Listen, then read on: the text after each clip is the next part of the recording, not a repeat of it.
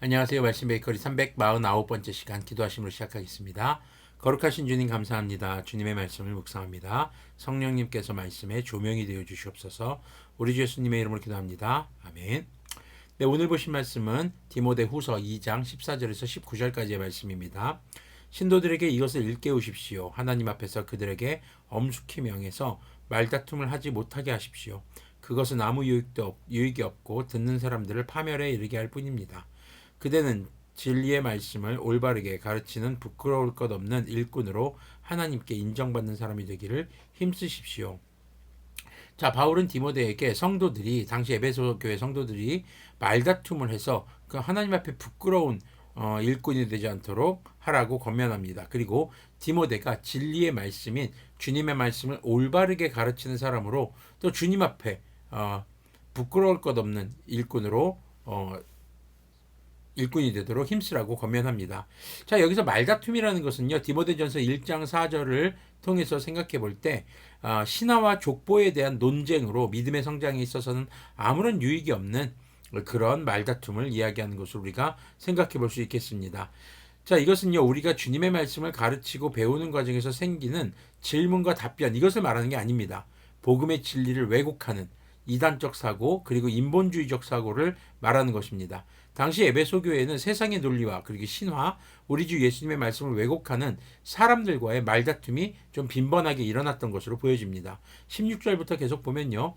속된 잡담을 피하십시오. 그것이 사람을 더욱더 경건하지 아니함에 빠지게 합니다. 그들의 말은 암처럼 퍼져나갈 것입니다. 그들 가운데는 후메네오와 빌레도가 있습니다. 그들은 진리에서 멀리 떠나버렸고 부활은 이미 지나갔다고 말하면서 사람들의 믿음을 뒤엎습니다. 그러나 하나님의 기초는 이미 튼튼하게 서 있고 거기에는 주님께서는 자기에게 속한 사람을 아신다는 말씀과 주님의 이름을 부르는 사람은 다 불의에서 떠나라는 말씀이 새겨져 있습니다. 자, 16절에서 말하는 이 속된 잡담이라는 것은요, 이단 사상입니다.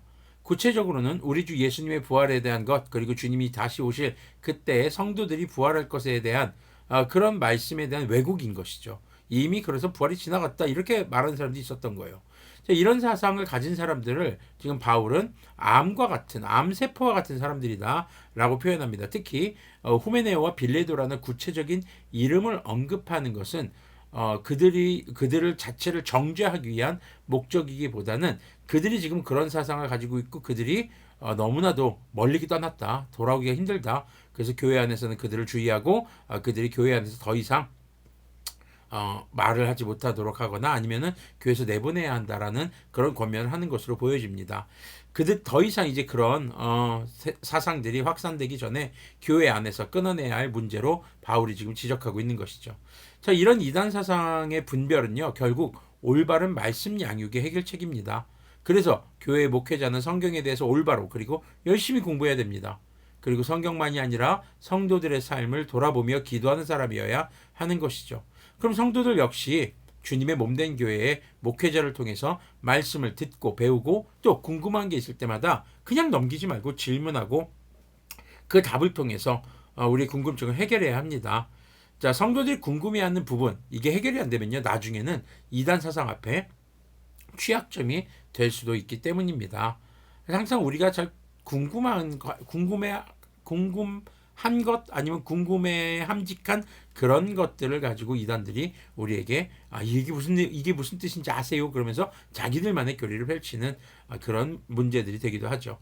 자, 19절에서 말하는 주님께 속한 사람이란 말이 있습니다. 이것은요, 주님과의 친밀한 교제 가운데 있는 사람들을 말합니다. 말씀을 기초로 기도와 교제, 헌신, 찬양의 요소로 주님을 예배하는 성도들을 말하는 것이죠. 주님의 이름을 부른다는 건 역시 그냥 뭐 이렇게 누구누구야 라고 부르듯이 소리내어 그렇게 부르는 것만이 아니라 친밀한 교제와 믿음을 바탕으로 하는 예배자들을 말하는 것입니다.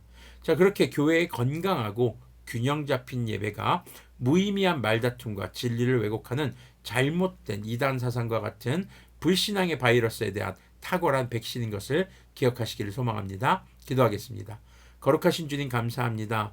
주님, 우리가 헛된 말과 무익한 말 그리고 잘못된 사상에 빠지지 않도록 도와주시고 우리가 무엇보다도 주님의 말씀을 올바로 알며 주님을 온전하게 올바르게 예배하는 그리고 우리의 삶에 그렇게 균형 잡힌 예배자의 삶으로 살아갈 수 있도록 긍휼을 베풀어 주시옵소서.